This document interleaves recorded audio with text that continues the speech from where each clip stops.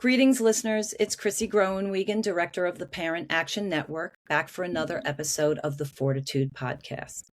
As many of you know, I generally interview parents whose children's lives have been impacted negatively by today's high-potency marijuana products. But today we're going to take a little bit of a different direction. I have a very special guest here with me today, Angela Kennecke, who I met at CADGA about 2 years ago at the July mid-year, where she was tabling and presenting about her daughter Emily's journey with fentanyl and the untimely and tragic death by overdose. With that, Angela started Emily's Hope Foundation and the Grieving Out Loud Podcast. Angela, I want to welcome you to the Fortitude Podcast, and thank you so much for making the time to be here and tell us about Emily. Oh, thank you so much for having me. I really appreciate it. As I mentioned, I normally talk about a parent's journey with marijuana, but this is a very different story. And I'd really like to talk about Emily's life and how you came to start Emily's Hope and talk about all the things you've done advocacy-wise. Well, sure. Well, that's a lot. So I can start with Emily. Emily was my oldest out of 4 children, and I was just completely crazy about her. I thought she was the most unique, amazing kid ever to grace the planet. Of course, I think as parents, we do that with our firstborn more than any of them, right? I mean, they're all great kids, but she was very talented. She's very artistically talented from a very young age. That was really evident. She was brilliant. She had a really high IQ. She was beautiful, and she was athletically gifted. And I really thought she had everything going for her. And I sought to give her every advantage that I could. I mean, if she wanted to go to a camp for drama or go to a camp for dance or whatever it was, I made sure she got to do those things or take classes. I made sure she got to experience everything in life that she wanted to experience, that she had interest and talent in. And I sent her to private school. And she's very involved in athletics. And I think as parents, we think that we can inoculate our children or really protect them from these nefarious influences like drugs or, negative peer pressure, things like that, just by doing all these things, by, having them have a religious foundation, a base in the church, having them have good friends, going to a private school, having them have lots of opportunities. None of those things protected my child. And I think that's what was the hardest to accept at first, that so much of what happened to Emily was out of my control. There are genetic factors for substance use disorder. It certainly is prevalent on both sides of her family. There are people who suffer from substance use disorder. I don't personally, but it's certainly in the genes. There are environmental factors, who's around, are the drugs around, that kind of thing. And personality factors. My daughter was a risk taker. She was an adventurer. She was the one who was going to try something.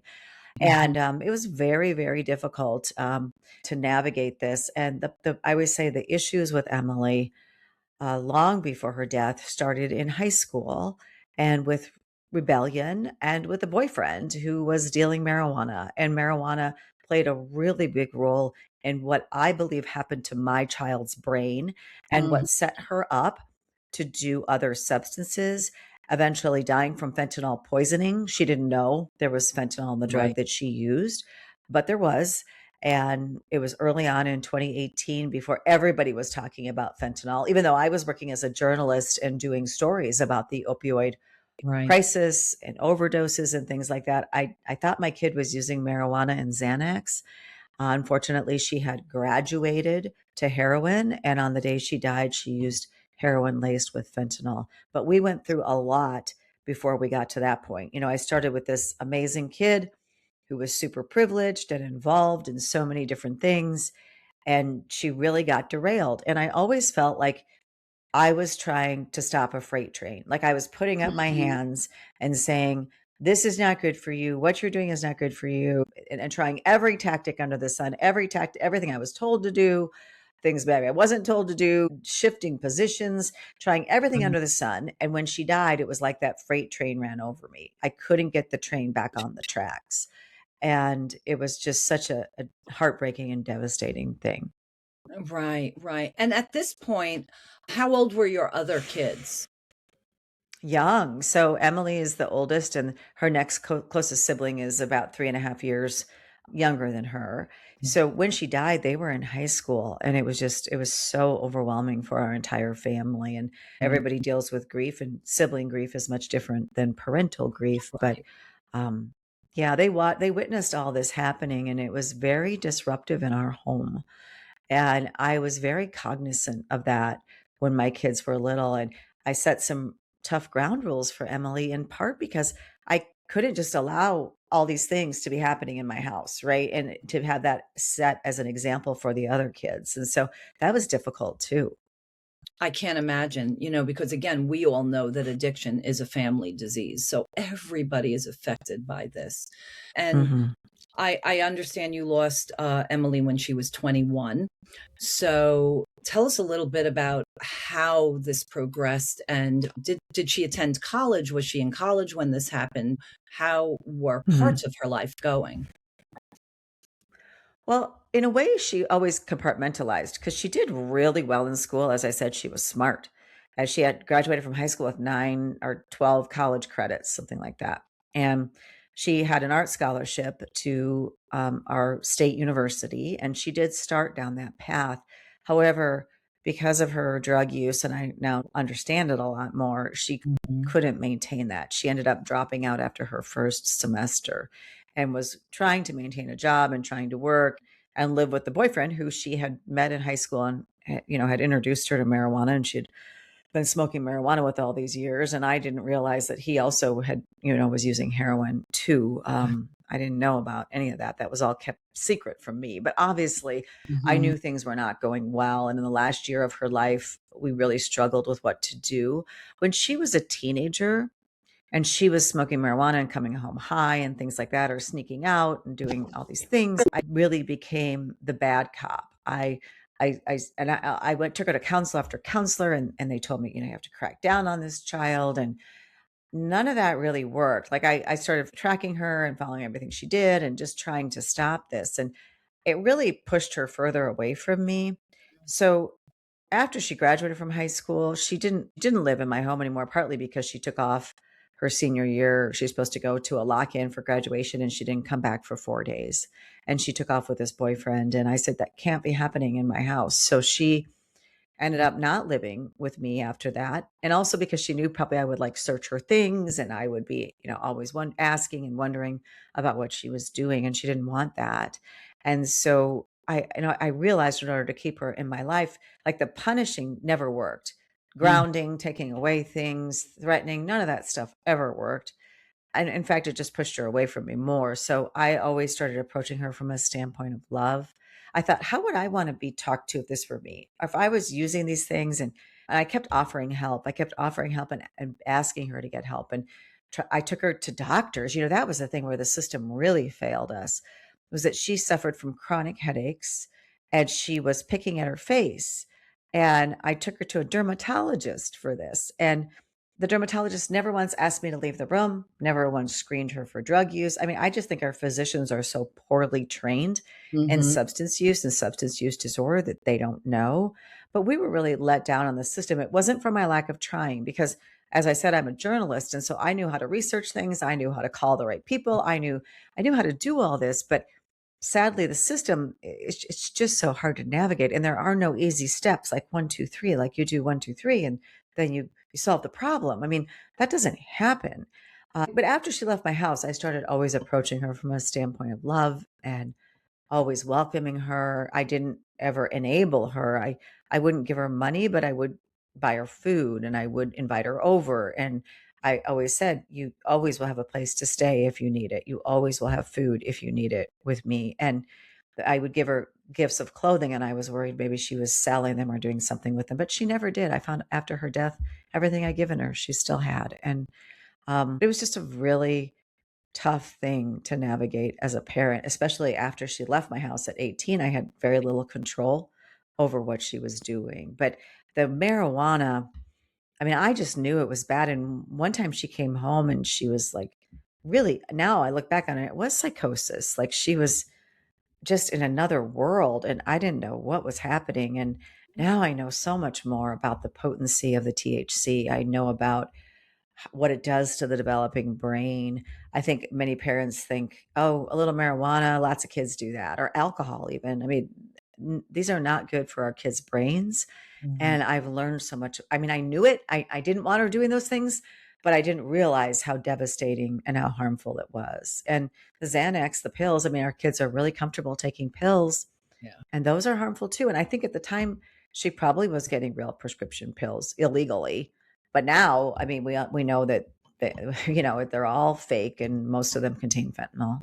Right. And you made a good point, like uh marijuana, the way it mixes with anything else, we just don't know. And a lot of us as parents come into this mindset. I have two daughters and a son, right? And my most troubled child growing up was my middle child, my older daughter. And a lot of the things you say really resonated with me, in that we try everything, and you try the punishment, that doesn't work, you try the tough love, nothing really works, and you hope that they find their own way, but we also don't often see the problem. And with today's potencies of marijuana, another mindset that we have is that we're thinking like, how could this be happening? But we're not talking about the weed of the 70s. We're talking about a highly potent, hybridized, the plant is hybridized. These products are lab created now and synthesized, so they're synthetic. So we don't know anything about this, and neither do doctors, neither do psychologists. And so we don't know how badly what's happening to their brains is happening until it's too late. We just don't know. And Right. we're learning a lot more now. People are getting more on board. Doctors and professionals are definitely becoming more aware and speaking out about it. But a couple of years ago, not at all. Plus, you have the whole culture around marijuana. It was really attractive to my daughter. The music, the clothing, the symbols, all of that. And she just thought marijuana was the best thing ever. And this boyfriend I know thought it. He once told me, "I love getting high. It's my favorite thing," you know.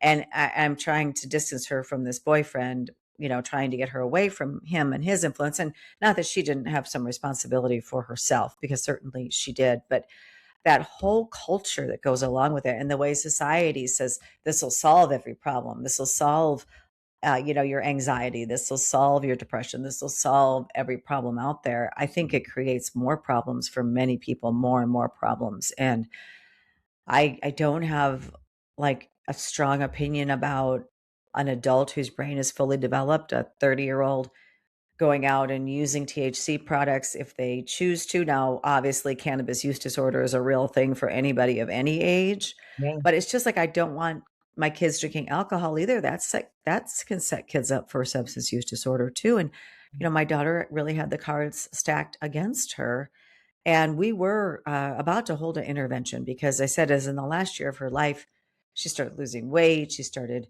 falling asleep in church. Because she would go to church with us and fall asleep. She stopped showing up at family events when she said she'd be there. And I'm like, what is going on? And I couldn't figure it out. I couldn't figure out how marijuana and Xanax were doing this to her, because that's all I knew about. And we were working on this intervention, and she died 3 days before we could hold that intervention. And Mm. I don't know if that would have saved her life or not. I don't know. We had a bed for her in a treatment center. I don't know if she would have gone. I don't know if it would have been effective. I would like to think so. But we didn't get that chance because of fentanyl and the illicit drug supply. Wow. And I am so sorry for your loss. I can't begin to imagine what that was like. And I do want to fast forward to getting past that, and turning this tragedy into something purposeful. So tell us a little bit about your healing process. And I mean, of course, you never forget and you never move on, but you have to move forward for so many reasons. Right. Right. And you should. Not everybody does. I unfortunately, during this overdose and fentanyl epidemic, I have met parents who have later drank themselves to death or completed suicide because of the death of their child. So not everybody is capable of carrying on. There's so much collateral damage in the death of just one person, so many people impacted. And we've lost so many young people to this epidemic. Fentanyl is still the number one killer of, even though we've seen overdose deaths go down some, we can't be happy with 70,000 or 72,000 deaths a year. That's what was happening when my daughter died in 2018. 72,000 deaths. And now we're like, oh, they've gone down from 110,000. Isn't this great? Well, yes, of course it's great they've gone down, but we can't be, it can't be like, oh, this is okay. This is an okay thing. So I really think that what we need to do is continue to focus on talking to young people about this. So after her death, I was completely devastated, of course. And I was working in television news as an investigative reporter, an evening anchor. And I didn't know if I'd be able to go back on television again. I mean, I had so much anxiety and it was just so overwhelming. The grief was, it just was life altering. It really was. However, after a few months, I did go back to work because I had 3 other kids at home that all needed health insurance and needed to go to college, right? And this is what I knew how to do. But I decided at that point to speak out because I had asked so many parents over the years to talk to me after they had lost children, after horrible things had happened, or they'd lost their home in a tornado. I mean, all kinds of things. And I'd asked people to talk to me, and so many people did. And so many people told me, I'm talking to you just because I wanted to help somebody else. And I just thought, I don't want any other parent, I don't care who they are, to go through what I've been through. It all seems so unnecessary. If fentanyl hadn't been in this drug that she took, I'd still have a kid alive. I'd have a kid with a problem on my hands. But I just thought, we need to talk more about this. We need to educate our kids. We need to really shout it from the rooftops. So I decided to go public with my story, and I had a platform to do that, which I know everybody doesn't have. And I was very well received by the public in my community. And I just started with a simple fund and a way to preserve my daughter's artwork through a new treatment center that was being built that is part of a healthcare system in my community. And I just started this fund to help people go through treatment. And Emily's Hope grew from there. And I named it Emily's Hope because of the poem by Emily Dickinson, Hope is a Thing with Feathers, that was a real special thing between Emily and I, and she was named after the poet. And also because I never gave up hope on her. And now I can only have hope for other people's children through these efforts that we do. But we started simply with that basic treatment scholarship. We've since given away more than $500,000 to 313 people to go through treatment. And we expanded beyond that. We do all kinds of things, but where my heart really lies is with prevention. And so we have an Emily's Hope substance use prevention curriculum, K through 12, where we talk about marijuana and the developing brain and the high potency marijuana. And we have kids, especially in high school, do projects to educate themselves about what's happening with today's marijuana and talking to their peers and being peer leaders and all that kind of thing. And then we have a youth coalition, and we do a lot of surrounding art. And we have a youth art competition, and we also distribute naloxone. We have naloxone, free naloxone boxes in South Dakota and in Kansas.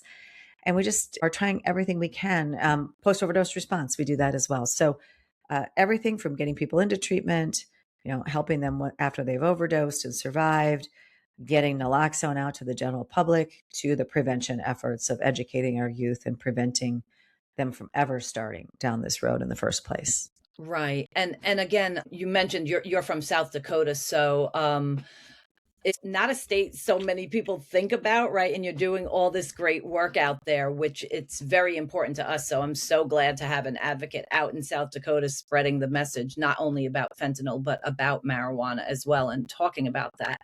And I think it's absolutely beautiful that while Emily's Hope is dedicated to removing the stigma from fentanyl use and substance use prevention, that you also have this curriculum and are also, most importantly, helping to remove the financial barriers, because it's really wonderful that you're able to do that, because we know that so many people that go through this, I mean, I've heard story after story about mortgaging their homes, losing their jobs, having to leave their jobs, spending every dime they have to try and save their children. So and in many cases, their kids still die. I've talked to several parents who did wilderness camps and military Mhm. schools and just it spent hundreds of thousands of dollars, and their child still died from fentanyl, Yeah. Yeah. and so, and almost every parent I talk to on the podcast that I host weekly, almost every parent tells me their kids started with marijuana. Almost Yeah. every single one. Yeah.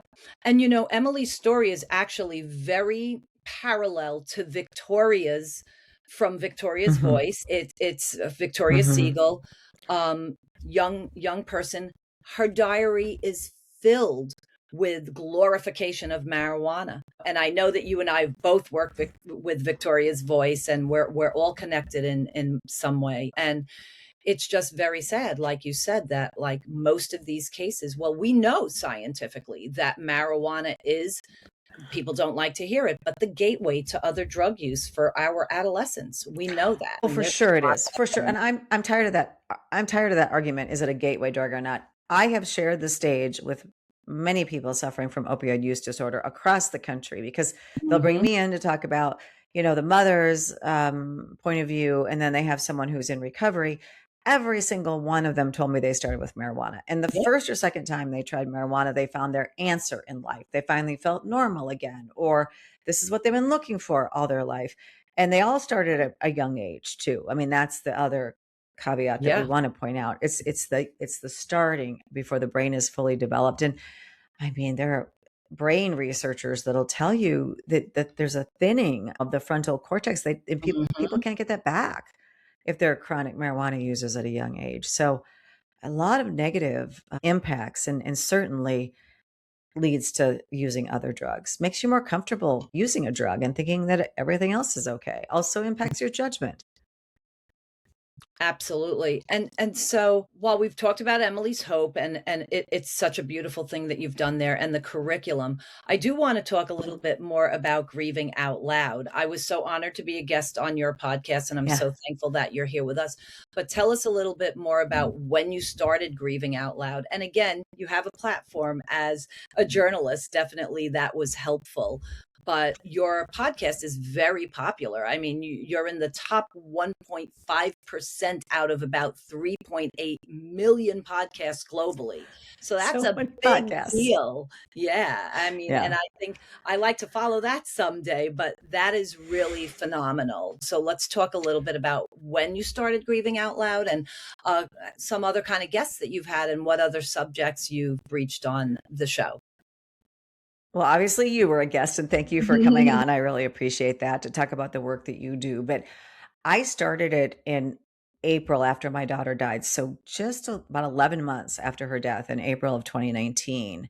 And we were just a monthly podcast. It was just audio at that point. And I was using a studio in the basement of the TV station where I worked. So I was bringing local people in and interviewing them. Well, I soon expanded, for a virtual studio.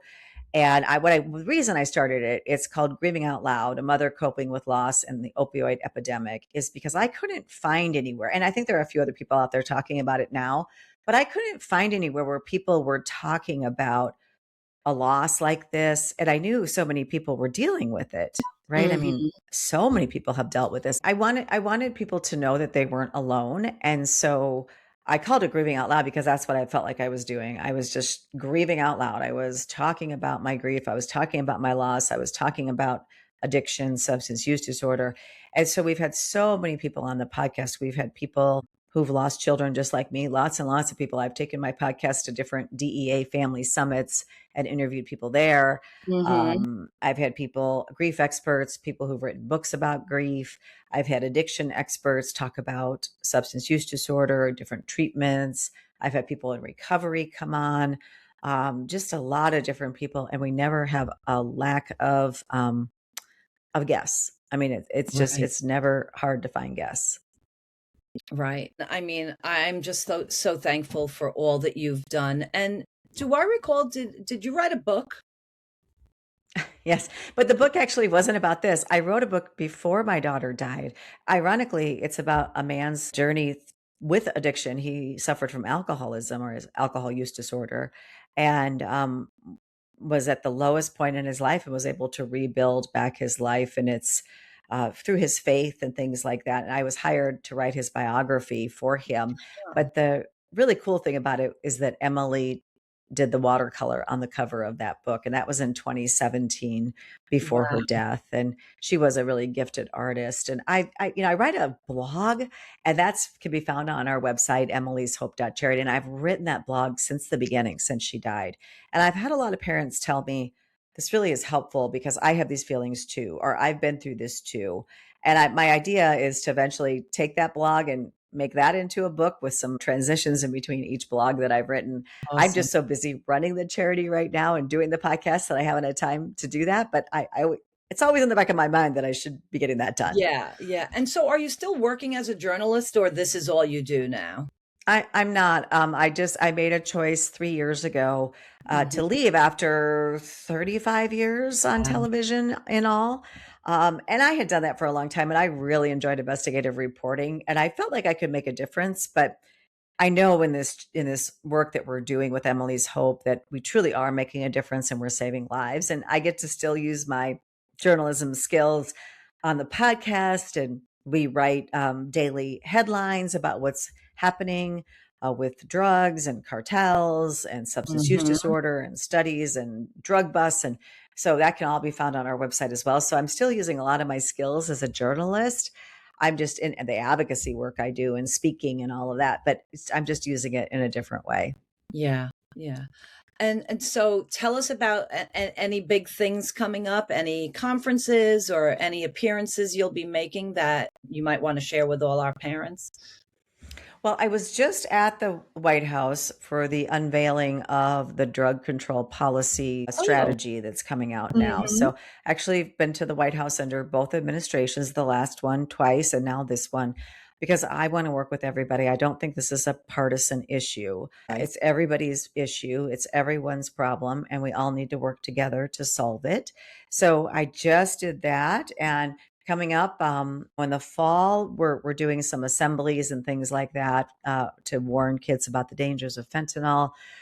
Just lots of stuff going out. The state of South Dakota is now providing our curriculum to schools across the state at no cost to them. We're working with others. We're actually in 6 states, but in individual school districts, but we're Mhm. working with other states for the same kind of implementation as well. So if people want to learn more about that, they can just head to our website.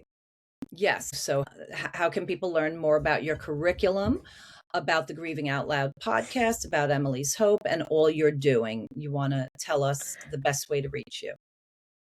Sure. It's all on emily'shope.charity, or if you Google Emily's Hope, you'll find it there too. Up at the top of the page, it says, K through 12 curriculum. You can just click on it.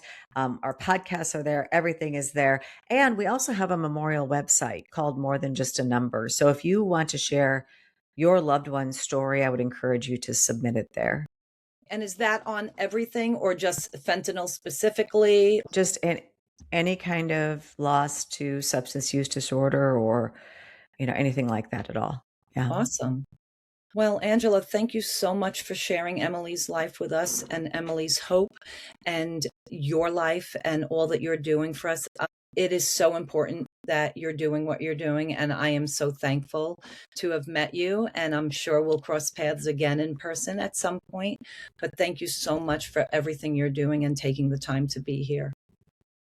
Oh, you're welcome. Thank you for having me. And it's just been a pleasure to get to know you too as well. Right back at you.